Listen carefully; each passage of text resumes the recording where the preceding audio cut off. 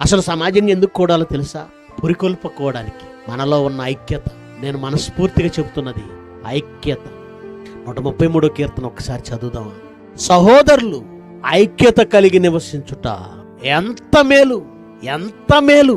మళ్ళీ చెప్తున్నాను, మీలో విభేదాలు కలిగించేవాడు ప్రవేశిస్తే అతనికి బుద్ధి చెప్పండి తప్ప అతని మాట వెనకండి. కలిపేవాడు దేవుని మనిషి, విడగొట్టేవాడు అపవాది సంబంధం. వాడికి తెలియకుండానే వాడు అపవాది పనిచేస్తున్నాడు. భేదాలు కలిగిస్తున్నాడంటే భేదములు కలిగించు మనుష్యునికి 1-2 మార్లు బుద్ధి చెప్పిన తర్వాత వాడిని ఏం చేయమన్నాడు? విసర్జించు. జాగ్రత్తగా ఉండండి. గనుక ఐక్యత, ఐకమత్యమే మహాబలం అని లోకంలో ఒక సామెత పుట్టిన అది దేవుడి నుంచి పుట్టింది. ఏమన్నాడు? సహోదరుల ఐక్యత కలిగి ఉండుట ఎంత మేలు, ఎంత మనోహరం. ఐక్యంగా ఉండాలి. మనలో జీవం ఇంకా ఉంది, మనలో ఊపిరి ఇంకా ఉంది. ఈ భూమి మీద దేవుడు ఇంకా ఉంచాడంటే అర్థం ఏంటి? పని ఇంకా జరగాలి. మనం పుట్టిందే దేవుని పని కోసం, అనేక మందిలో ఈ స్ఫూర్తి రగిలించటం కోసం.